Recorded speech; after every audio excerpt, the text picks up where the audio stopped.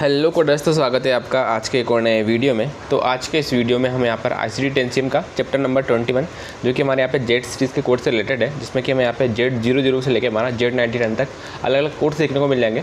तो ये जो हमारे कोर्स है काफ़ी इंपॉर्टेंट है। अगर आप यहाँ पे CPC की तैयारी कर रहे हैं या फिर पोस्ट CPC जब आप यहाँ पे कोडिंग करेंगे तब भी इनका काफ़ी इंपॉर्टेंट रोल रहने वाला है, क्योंकि आपको ये कहीं ना कहीं देखने को मिल जाएंगे हमारे जेट सीरीज़ वाले कोड। ठीक है, तो आज के इस वीडियो में हम यहाँ पे इन्हीं की गाइडलाइन को डिस्कस करेंगे। तो चलिए शुरू करते हैं। तो सबसे पहले हमारे पास यहाँ पे गाइडलाइन आती है कि जो हमारे जेट सीरीज़ के कोड है उनको हम यहाँ पे क्या एज अ प्रिंसिपल डायग्नोसिस भी कोड कर सकते हैं और एज अ सेकेंडरी डायग्नोसिस भी हम यहाँ पे कोड कर सकते हैं। ठीक है, based on circumstances of admission हम यहाँ पे इनको यूज़ कर सकते हैं। ठीक है, हालांकि कुछ ऐसे हमारे जेट सीरीज़ के कोड भी हैं जिनको हम यहाँ पे क्या only as a principal diagnosis ही कोड कर सकते हैं। ठीक है, वो हम आगे चल के डिस्कस करेंगे। आगे नेक्स्ट हम यहाँ पे कुछ अलग अलग कैटेगरीज हम डिस्कस कर लेते हैं जो कि यहाँ पे उन्होंने क्लासीफाई किया है जेट सीरीज़ के कोड्स के लिए। ठीक है, तो सबसे पहले हमारे पास यहाँ पे कैटेगरी आती है कॉन्टैक्ट एंड एक्सपोजर। ठीक है, तो हमारे पास यहाँ पे कॉन्टैक्ट एंड एक्सपोजर के लिए अलग अलग कैटेगरी कोड है। ठीक है, जैसे कि यहाँ पे हमारे पास दो कैटेगरी है, जेट 20 एंड जेट 77। ठीक है, तो ये जो हमारा जेट 20 जो कोड है, ठीक है, ये हमारे बताता है कि contact with and suspected exposure to communicable disease. ठीक है, तो ये वाला कोड हम यहाँ पे तब यूज़ करते हैं जबकि पेशेंट यहाँ पे किसी ऐसे व्यक्ति या फिर एक ऐसे एनवायरनमेंट या डिसीज़ के कॉन्टैक्ट में आया है, यहाँ पे पेशेंट यहाँ पे क्या एक्सपोज हुआ है डिसीज़ के प्रति या फिर किसी एक ऐसे व्यक्ति से जिसको यहाँ पे डिसीज़ है। ठीक है, तो उस केस में यहाँ पे क्या ये जो हमारा कोड है जेट 20 ये इस वाली कैटेगरी से हम यहाँ पे कोड यूज़ करते हैं बताने के लिए कि पेशेंट यहाँ पे क्या कम्युनिकेबल डिसीज़ के कॉन्टैक्ट में यहाँ पे आया है। ठीक है, नेक्स्ट है कैटेगरी जेट 77। ठीक है, तो ये हमारा कैटेगरी कोड है जेट 77, ये हमारा किसके लिए other contact with and suspected exposure to hazards to health. ठीक है, ये वाला कोड हम यहाँ पे तब यूज़ करते हैं जब पेशेंट यहाँ पे क्या हैजार्डस टू हेल्थ ऐसी कुछ कंडीशन अगर यहाँ पे एक्सपोज होता है तो हम यहाँ पे जेट 77 इस वाली कैटेगरी से हम यहाँ पे कोड यूज़ करते हैं। ठीक है, अभी नेक्स्ट यहाँ पे उन्होंने बताया कि जो हमारे कॉन्टेंट एंड एक्सपोजर वाले जितने भी यहाँ पे कोड्स हैं, ठीक है, इनको हम यहाँ पे क्या एज ए फर्स्ट लिस्ट से डायग्नोसिस हम यहाँ पे कोड कर सकते हैं और एज ए सेकेंडरी डायग्नोसिस में हम यहाँ पे कोड कर सकते हैं बेस्ड ऑन जब भी हमारे यहाँ पे रीजन फॉर एनकाउंटर रहेगा। ठीक है, अगर यहाँ पे पेशेंट ओनली एक्सपोजर के लिए आया है, ठीक है, तो हम यहाँ पे उसको as a principal diagnosis code करेंगे। या पेशेंट को कुछ और भी कंडीशन यहाँ पे है, ठीक है, तो उस कंडीशन में यहाँ पे क्या इसको एज ए सेकेंडरी डायग्नोसिस भी कोड कर सकते हैं। नेक्स्ट है इनोकुलेशन एंड वैक्सीनेशन। ठीक है, तो इनोकुलेशन एंड वैक्सीनेशन मतलब पेशेंट यहाँ पे इम्यूनाइजेशन के लिए या फिर वैक्सीनेशन के लिए आता है, तो इस केस में यहाँ पे क्या जेट 23 ये वाला कोड हम यहाँ पे यूज़ करते हैं बताने के लिए कि पेशेंट यहाँ पे क्या इनोकुलेशन एंड इम्यूनाइजेशन मतलब वैक्सीनेशन के लिए यहाँ पे पेशेंट आया है। ठीक है, अब ये जो हमारा कोड है जेट 23 ये हम यहाँ पे क्या एज अ प्रिंसिपल डायग्नोसिस भी कोड कर सकते हैं और एज अ सेकेंडरी डायग्नोसिस हम यहाँ पे कोड कर सकते हैं। ठीक है, और यहाँ पे पेशेंट ओनली अगर इम्यूनाइजेशन के लिए आता है, ठीक है, तो इस केस में आपका इसको as a principal diagnosis code करेंगे। अगर यहाँ पे पेशेंट कुछ और भी यहाँ पे कंडीशन यहाँ पे लेके आया है, ठीक है, देन इसके बाद में उस पर्टिकुलर एनकाउंटर के टाइम पे उसको यहाँ पे वैक्सीनेशन भी यहाँ पे दी जाती है, तो हम यहाँ पे क्या जेट 23 ये वाला कोड भी यहाँ पे यूज़ करेंगे। नेक्स्ट हमारे पास यहाँ पे है स्टेटस। ठीक है, तो स्टेटस वाले कोड्स ये वाले जो हमारे कोड्स रहते हैं हम कब यूज़ करते हैं जबकि पेशेंट यहाँ पे क्या करियर रहता है हमारे यहाँ पे डिसीज़ का या फिर sequel of residual of past disease. ठीक है, मतलब पेशेंट को पास में जो डिसीज़ था उसका यहाँ पे क्या रेसिडुअल रहता है। ठीक है, तो उस केस में यहाँ पे बताने के लिए कि पेशेंट को यहाँ पे क्या ये पर्टिकुलर डिसीज़ या फिर कंडीशन थी उसके लिए मैं यहाँ पे क्या स्टेटस कोड यहाँ पे यूज़ करते हैं। ठीक है, बाकी इसके अलावा जो मोस्टली स्टेटस कोड हमारे यहाँ पे रहेंगे, ठीक है, वो हमारे यहाँ पे रहने वाले पेशेंट को अगर यहाँ पे कुछ प्रोस्थेटिक डिवाइस इम्प्लांट या फिर ग्राफ्ट अगर यहाँ पे रहता है तो उसके प्रेजेंस को बताने के लिए मैं यहाँ पे क्या स्टेटस कोड यहाँ पे यूज़ करते हैं। ठीक है, अभी नेक्स्ट यहाँ पे उन्होंने बताया कि जो हमारे स्टेटस कोड है वो हमारे यहाँ पे डिफरेंट है हमारा हिस्ट्री वाले कोड से। क्यों? क्योंकि जो हमारा हिस्ट्री वाला कोड रहता है उसका मतलब यहाँ पे क्या रहता है कि पेशेंट यहाँ पे क्या पेशेंट को किसी पर्टिकुलर डिसीज़ यहाँ पे थी जो कि यहाँ पे उसके लिए पेशेंट यहाँ पे ट्रीटमेंट करवा चुका है, यहाँ पेशेंट को नो लॉन्गर वो कंडीशन है। ठीक है, तब हम यहाँ पे क्या हिस्ट्री वाले कोड यूज़ करते थे। ठीक है, लेकिन स्टेटस कोड यहाँ पे डिफरेंट है। स्टेटस मतलब पेशेंट यहाँ पे क्या वो कंडीशन अभी करंट में एग्जिस्ट करती है। ठीक है, आगे यहाँ पे उन्होंने बताया कि हम यहाँ पे क्या स्टेटस कोड यूज़ नहीं करेंगे कब जबकि ये जो हमारा अदर चैप्टर वाले जो कोर्स हैं, ठीक है, अगर वो हमें यहाँ पे क्या इन्फॉर्मेशन बताते हैं कि पेशेंट को यहाँ पे क्या पर्टिकुलर स्टेटस की इन्फॉर्मेशन अगर हमारी उस वाले कोड में इंक्लूडेड है। ठीक है,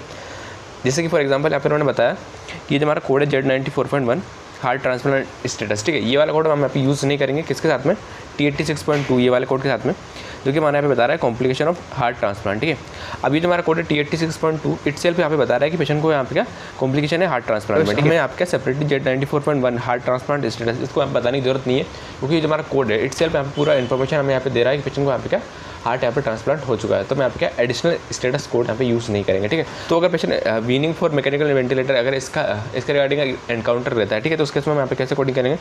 सबसे पहले हम यहाँ पे कोड यूज़ करेंगे Z 96.1 chronic respiratory failure, then इसका तो हम यहाँ पे कोड यूज़ करेंगे Z 99.11 dependence on respiratory ventilator status. ठीक है, अभी यहाँ पे पेशेंट वीनिंग के लिए तो आया लेकिन पेशेंट करंट में तभी यहाँ पे क्या डिपेंडेंट है हमारा यहाँ पे क्या रेस्पिरेटरी वेंटिलेटर पे। ठीक है, तो हम ये जो कोड है जेट 99.11 ये जो डिपेंडेंस मतलब स्टेटस वाला कोड हम यहाँ पे यूज़ करेंगे।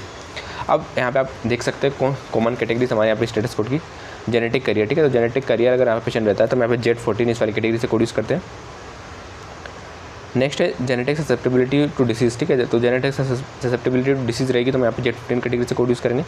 बाकी आप यहाँ पे पढ़ सकते हैं Z16 resistance to antimicrobial drug, ठीक है। तो अगर यहाँ पे पेशेंट को क्या एंटी माइक्रोबियल ड्रग से अगर रेजिस्टेंस है, ठीक है, तो उस केस में हम यहाँ पे क्या Z16 ये वाला कोड यूज़ करते हैं, ठीक है। और यहाँ पे सीक्वेंसिंग की बात की जाए तो ये जो हमारा पार्टिकुलर इन्फेक्शन है जिसके लिए पेशेंट यहाँ पे एंटीबायोटिक यहाँ पे ले रहा है, ठीक है, तो उसको हम यहाँ पे पहले कोड करेंगे इन्फेक्शन को, देन इसके बाद हम यहाँ पे ये जो हमारा कोड है Z16 कैटेगरी से ये वाला कोड हम यहाँ पे यूज़ करेंगे। नेक्स्ट है एस्ट्रोजन रिसेप्टर स्टेटस, ये आप यहाँ पे चेक कर सकते हैं। Z18 retain foreign body asymptomatic HIV carrier of infectious disease under immunization status pregnant state incidental, ठीक है। तो ये जो हमारा कोड है Z33.1, इससे रिलेटेड हमने यहाँ पे गाइडलाइन पहले भी डिस्कस की थी। ये जो हमारा इंसिडेंट प्रेग्नेंट स्टेट इंसिडेंटल ये वाला कोड हम यहाँ पे तब यूज़ करते हैं जबकि पेशेंट यहाँ पे क्या किसी और रीजन की वजह से पेशेंट यहाँ पे आया है, ठीक है, लेकिन एनकाउंटर के दौरान यहाँ पे क्या आफ्टर टेस्टिंग यहाँ पे मालूम चला कि उसको यहाँ पे क्या प्रेगनेंसी यहाँ पे उसकी है, ठीक है, यहाँ पे पेशेंट प्रेग्नेंट है, ठीक है। तो उस केस में हम यहाँ पे क्या Z33.1 ये वाला कोड यूज़ करते हैं, ठीक है।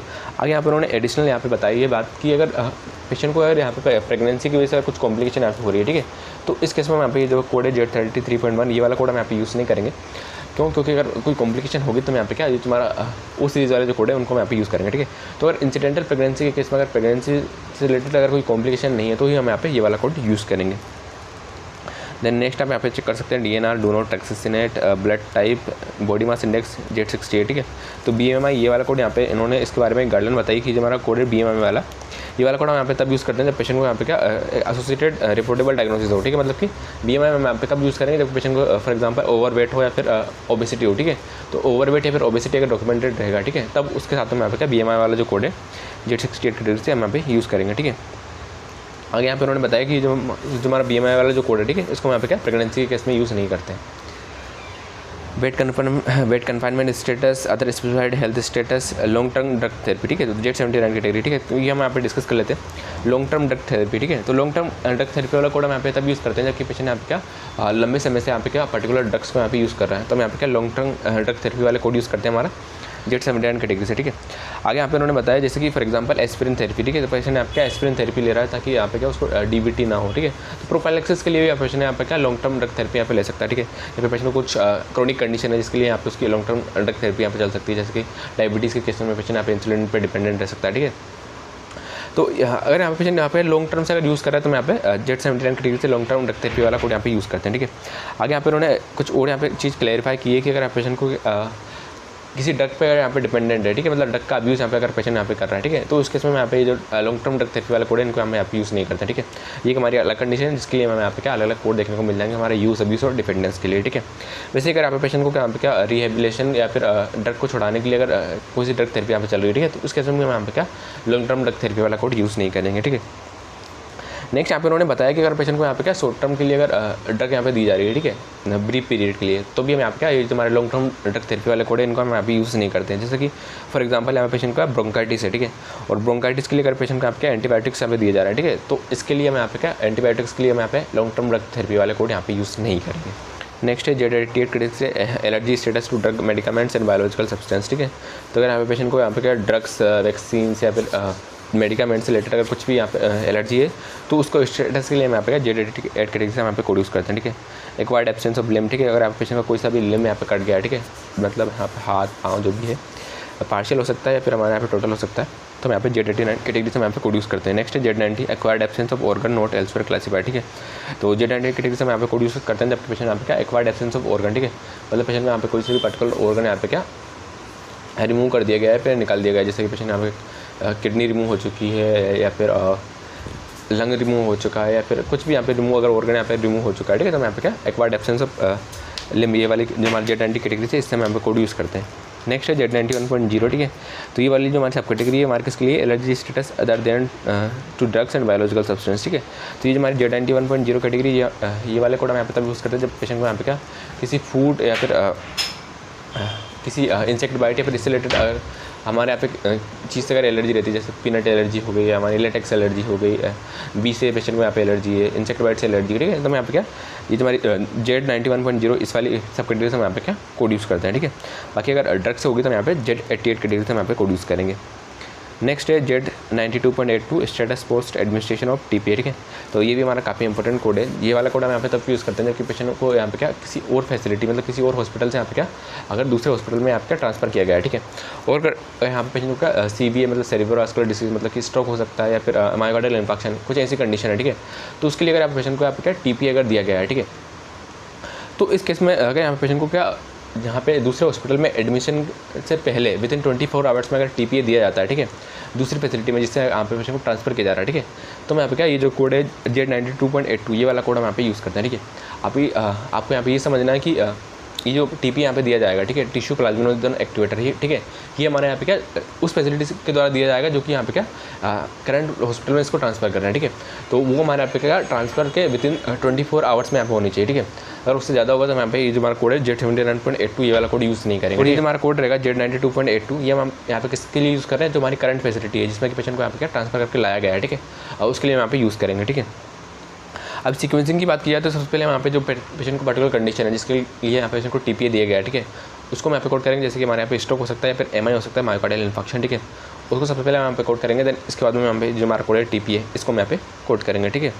नेक्स्ट हमारे पास यहाँ पे Z93 category artificial opening status, ठीक है। तो अगर पेशेंट को यहाँ पे क्या स्टोमा है मतलब ट्रेकियोस्टमी है, कोलोस्टमी है, कुछ भी स्टोमा का यहाँ पे रहता है, ठीक है, आर्टिफिशियल ओपनिंग रहती है, तो हम यहाँ पे उसके स्टेटस के लिए Z93 कैटेगरी से हम यहाँ पे कोड यूज़ करेंगे।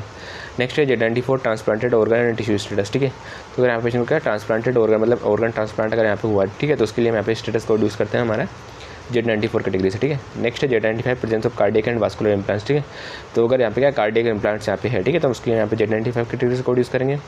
Presence of other functional implants के लिए यहाँ पे Z97 Z98 यहाँ पे हम देख सकते हैं, ठीक है।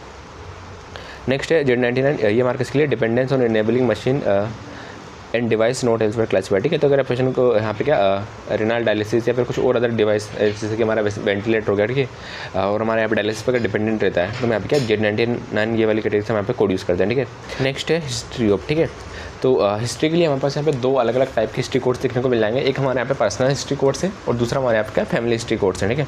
तो फैमिली हिस्ट्री कोड्स हम यहाँ पे कब यूज़ करते हैं जबकि पेशेंट को यहाँ पे क्या उसकी फैमिली मेम्बर को यहाँ पे क्या कोई पर्टिकुलर डिसीज़ या फिर कंडीशन थी या फिर पेशेंट को करंट पे है, ठीक है, जिसकी वजह से पेशेंट यहाँ पे क्या रिस्क में है कि उसको भी यहाँ पे क्या पर्टिकुलर डिसीज़ या फिर कंडीशन हो सकती है, तो यहाँ पे क्या फैमिली हिस्ट्री वाले कोड यहाँ पे यूज़ करते हैं, ठीक है। और वहीं बात की जाए हमारा पर्सनल हिस्ट्री की, तो पर्सनल हिस्ट्री कोड्स मतलब हम कम यूज़ करेंगे जब पेशेंट को यहाँ पे क्या पर्टिकुलर डिसीज़ की यहाँ पे पेशेंट को हिस्ट्री थी और यहाँ पे वो जो डिसीज़ है वहाँ पे क्या ट्रीट कर दी गई है, वहाँ पे कोई ट्रीटमेंट यहाँ पे करंट में नहीं चल रहा है, ठीक है। तो इस केस में यहाँ पे क्या पर्सनल हिस्ट्री वाले कोड यूज़ करते हैं, ठीक है। तो आपको यहाँ पे चेक करना है कि पेशेंट को यहाँ पे क्या पर्सनल हिस्ट्री है या फिर फैमिली हिस्ट्री है, ठीक है। नेक्स्ट यहाँ पे उन्होंने बताया कि जो हमारा पर्सनल हिस्ट्री वाले जो कोड्स हैं, ठीक है, इसको हम यहाँ पे कब यूज़ करते हैं जब हमारे यहाँ पे फॉलोअप वाले कोड्स हम यहाँ पे यूज़ करेंगे तब हम यहाँ पे क्या पर्सनल हिस्ट्री वाले कोड यूज़ करते हैं, ठीक है। देन अगर हमारी बात की जाए फैमिली हिस्ट्री वाले कोड्स की, तो फैमिली हिस्ट्री वाले कोड हम यहाँ पे कब यूज़ करते हैं जब पेशेंट को यहाँ पे क्या स्क्रीनिंग हो, ठीक है। मतलब कि पेशेंट को आप क्या फैमिली हिस्ट्री है तो यहाँ पे पेशेंट का स्क्रीनिंग करवाने के लिए जाएगा क्योंकि उसको भी यहाँ पे क्या पर्टिकुलर कंडीशन हो सकती है। नेक्स्ट यहाँ पे उन्होंने बताया कि ज़रूरी नहीं है कि हमारे यहाँ पे फॉलोअप वाले कोड से फिर स्क्रीनिंग वाले कोड के साथ भी हम यहाँ पे ये जो हमारे हिस्ट्री वाले कोड है इनको हम यहाँ पे यूज़ करें, ठीक है। ये जो हमारे हिस्ट्री वाले कोड्स हैं, ठीक है, ये हम यहाँ पे क्या किसी भी रीज़न फॉर एनकाउंटर के साथ हम यहाँ पे यूज़ कर सकते हैं, ठीक है। और यहाँ पेशेंट को कोई पर्टिकुलर फैमिली या फिर हमारी यहाँ पे क्या पर्सनल हिस्ट्री रहेगी तो हम यहाँ पे क्या हिस्ट्री वाले कोड यहाँ पे यूज़ करेंगे। नेक्स्ट यहाँ पे इन्होंने सीक्वेंसिंग की बात बताई है, तो सीक्वेंसिंग में हमारा जो पेशेंट है जिसको कि यहाँ पे पेशेंट यहाँ पे फॉलोअप के लिए आया है फिर स्क्रीनिंग के लिए आया, ठीक है, या फिर काउंसलिंग के लिए पेशेंट आया, ठीक है, तो उसको हम यहाँ पे एज ए प्रिंसिपल लैंग्वेज में कोड करेंगे। देन इसके बाद में हम जो हमारे हिस्ट्री वाले कोड्स हैं इनको हम यहाँ पे यूज़ करेंगे। तो चलिए हम यहाँ पे डिस्कस कर लेते हैं हमारे हिस्ट्री वाले codes. Family history primary malignant neoplasm, इसके लिए हम यहाँ पे Z80 वाले कोड यूज़ करते हैं। पेशेंट को यहाँ पे क्या फैमिली हिस्ट्री रही है हमारी मेंटल एंड बिहेवियरल डिसऑर्डर की, तो यहाँ पे Z81 ये वाले कोड यूज़ करेंगे। Family history of certain disability and chronic disease तो Z82। देन हमारे पास यहाँ पे आता है Z85 personal history of malignant neoplasm, ठीक है। दी वाला कोड हम यहाँ पे तब यूज़ करते हैं जबकि पेशेंट को यहाँ पे क्या किसी भी टाइप का यहाँ पे पेशेंट को कैंसर था जो कि यहाँ पे ट्रीट हो चुका है। नेक्स्ट है personal history of certain other disease, कुछ और डिसीज़ रहेगा हम यहाँ पे Z86 Z87। देन हमारे पास यहाँ पे आता है Z91.4 personal history of psychological trauma not elsewhere classified, ये वाला कोड यूज़ करते हैं। बाकी इसके अलावा हिस्ट्री ऑफ फॉलोइंग रहेगी तो यहाँ पे Z91.81 ये वाला कोड यूज़ करेंगे, ठीक है। देन लास्ट हमारे पास यहाँ पे Z92 personal history of medical treatment, ठीक है। तो जो भी पेशेंट को यहाँ पे हिस्ट्री रहेगी उसके अकॉर्डिंग यहाँ पे क्या अलग अलग कोड्स यहाँ पे यूज़ करेंगे। नेक्स्ट हमारे पास यहाँ पे आते हैं स्क्रीनिंग, ठीक है। तो स्क्रीनिंग सबसे पहले हम यहाँ पे समझ लेते हैं स्क्रीनिंग और डायग्नोसिस में हमारे यहाँ पे डिफरेंस क्या है, ठीक है। तो स्क्रीनिंग टेस्टिंग और डायग्नोसिस टेस्टिंग में हमारे यहाँ पे डिफरेंस क्या है। अगर आप पेशेंट कुछ साइन एंड सिम्टम्स लेकर अगर आप पेशेंट आता है, ठीक है, तो उसको यहाँ पे क्या डायग्नोस्टिक टेस्टिंग बोलते हैं, ठीक है। वही अगर आप पेशेंट क्या बिना किसी साइन एंड सिम्टम्स के लिए यहाँ पे जस्ट बिकॉज कि यहाँ पे पेशेंट को क्या फैमिली हिस्ट्री है या फिर हाई रिस्क का पेशेंट यहाँ पे है, ठीक है, तो बिना साइन एंड सिम्टम्स का अगर यहाँ पे पेशेंट आएगा तो हमारे यहाँ पे क्या स्क्रीनिंग कहलाएगी, ठीक है। तो हमें यहाँ पर यही चेक करना है जब यहाँ पे स्क्रीनिंग की कोडिंग करेंगे, ठीक है। तो स्क्रीनिंग वाले कोड यहाँ पे ओनली तब यूज़ करते हैं जबकि पेशेंट को यहाँ पे का कोई साइन एंड सिम्टम्स यहाँ पे नहीं है, ठीक है। फॉर एग्जांपल यहाँ पे पेशेंट यहाँ पे क्या स्क्रीनिंग मेमोग्राम करवाने के लिए आया है, ठीक है। तो उस केस में यहाँ पे पेशेंट को क्या कोई ब्रीड से रिलेटेड यहाँ पे सिम्टम नहीं होना चाहिए, ठीक है। तो अगर यहाँ पेशेंट को स्क्रीनिंग मेमोग्राम के टाइम पर कुछ सिम्टम है, ठीक है, तो ये जो हमारा स्क्रीनिंग मेमोग्राम वाला जो कोड है इसको यहाँ पे यूज़ ना करते हुए जो पार्टिकुलर पेशेंट को सिम्टम है उनको हम यहाँ पे यूज़ करेंगे। देन इसके बाद में अगर पेशेंट को यहाँ पे स्क्रीनिंग के दौरान अगर कुछ भी यहाँ पे रिजल्ट निकल के आएगा, ठीक है, जो फाइंडिंग्स यहाँ पे मिलेंगी उसको मैं आपका एज एडिशनल कोड यहाँ पे यूज़ करेंगे, ठीक है।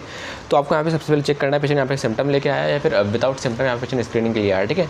तो अगर सिम्टम रहेंगे तो हम यहाँ पे सिम्टम को कोड करेंगे। अगर यहाँ पे कोई भी सिम्टम नहीं रहेगा तो उस केस में यहाँ पे क्या स्क्रीनिंग वाले जो हमारे यहाँ पे कोड जेड सीरीज थे इनको मैं यहाँ पे यूज़ करेंगे, ठीक है। अभी नेक्स्ट यहाँ पे उन्होंने बताया कि ये जो हमारे स्क्रीनिंग वाले कोड्स है ये हम यहाँ पे यूज़ नहीं करेंगे अगर हमारे यहाँ पे क्या पेशेंट जो रूटीन हेल्थ एग्जामिनेशन के लिए आया है, ठीक है, वो अगर हमारे यहाँ पे क्या इनहेरेंट रहता है हमारे स्क्रीनिंग के लिए, ठीक है। तो स्क्रीनिंग अगर हमारे यहाँ पे उस टाइम पे होती है रूटीन हेल्थ एग्जामिनेशन के टाइम पे तो ये जो हमारा स्क्रीनिंग वाला जो कोड है इसको हम यहाँ पे क्या सेपरेटली यूज़ नहीं करेंगे, ठीक है। नेक्स्ट यहाँ पे उन्होंने बताया कि अगर यहाँ पे स्क्रीनिंग के दौरान अगर कुछ यहाँ पे कंडीशन अगर यहाँ पे निकल के आती है, ठीक है, तो उसको यहाँ पे क्या ऐसा एडिशनल एड्रेस में यहाँ पे कोड करेंगे। यहाँ पे डिस्कस कर लेते हैं स्क्रीनिंग वाले कोड्स। तो हमारे पास यहाँ पे कोड है Z11 encounter for screening for infectious and parasitic disease, encounter for screening of malignant neoplasm, ठीक है। तो यहाँ पे पेशेंट क्या मैलिग्नेंट नियोप्लाज्म की स्क्रीनिंग करवाने के लिए आएगा, ठीक है। तो यहाँ पे Z12 कैटेगरी से कोड यूज़ करते हैं, ठीक है। अब ये जो मैलिग्नेंट नियोप्लाज्म की स्क्रीनिंग के लिए पेशेंट आता है ये हमारा कब आता है जबकि पेशेंट को यहाँ पे क्या फैमिली हिस्ट्री यहाँ पे रहती है मैलिग्नेंट नियोप्लाज्म की। तो नेक्स्ट है Z13 encounter for screening for other disease and disorder. Next है Z36 encounter for antenatal screening for mother, ठीक है। बाकी आप यहाँ पर नेक्स्ट देख सकते हैं, यहाँ पर उन्होंने बताया इस फ्लो चार्ट में कि अगर यहाँ पे पेशेंट साइन एंड सिम्टम्स यहाँ पे पेशेंट को है या नहीं है, ठीक है। तो अगर यहाँ पे पेशेंट आ रहा है उसको साइन एंड सिम्टम्स अगर यहाँ पे है, ठीक है, तो उस केस में जो हमारे साइन एंड सिम्टम्स रहेंगे उसको यहाँ पे कोड करेंगे। नेक्स्ट अगर यहाँ पे पेशेंट को साइन एंड सिम्टम्स नहीं देते हैं, ठीक है, तो यहाँ पे जो हमारा स्क्रीनिंग वाला जो कोड है इसको हम यूज़ करेंगे। देन स्क्रीनिंग के दौरान बाद में जो भी पेशेंट को यहाँ पे कंडीशन निकल के आई है उसको हम आपका एडिशनल डायग्नोसिस कोड करेंगे। नेक्स्ट हमारे पास यहाँ पे गाइडलाइन है ऑब्जर्वेशन के लिए, ठीक है। तो हमारे पास यहाँ पे ऑब्जर्वेशन के लिए 3 कैटेगरी कोड्स हैं, ठीक है, जो कि आप यहाँ पर देख सकते हैं। Z03 encounter for medical observation and suspected disease and condition rule out. Then next हमारे यहाँ पे Z04 एनकाउंटर फॉर एग्जामिनेशन और ऑब्जर्वेशन फॉर अदर रीजन, ठीक है। देन लास्ट में हमारे पास यहाँ पे है Z05 encounter for observation and evolution of newborn for suspected disease and condition rule out, ठीक है। तो अब ये जो हमारे ऑब्जर्वेशन वाले जितने भी कोड्स हैं, ठीक है, ये वाले कोड हम यहाँ पे तब यूज़ करते हैं जबकि यहाँ पे पेशेंट का कोई सस्पेक्टेड कंडीशन यहाँ पे है, ठीक है, और पेशेंट यहाँ पे उसके लिए आया और वो जो आगे चल के यहाँ पे क्या रूल आउट हो चुकी है, ठीक है। आगे नेक्स्ट यहाँ पे उन्होंने बताया है कि ये वाले जो हमारे कोड्स हैं जेड सीरीज़ के ऑब्जर्वेशन वाले, ये वाले कोड हम यहाँ पे तब यूज़ नहीं करेंगे जबकि पेशेंट को यहाँ पे रिलेटेड साइन एंड सिम्टम्स या फिर इलनेस यहाँ पे पेशेंट को है, ठीक है। तो अगर पेशेंट का क्या साइन एंड सिम्टम या फिर रिलेटेड इलनेस है, ठीक है, तो उस केस में यहाँ पे क्या ये जो हमारे ऑब्जर्वेशन वाले जो कोड्स हैं हमारे यहाँ पे इनको हम यहाँ पे यूज़ ना करके जो पेशेंट को पार्टिकुलर साइन एंड सिम्टम्स या फिर हमारा जो भी इलनेस यहाँ पे पेशेंट को है, ठीक है, इसको हम यहाँ पे कोड करेंगे, ठीक है।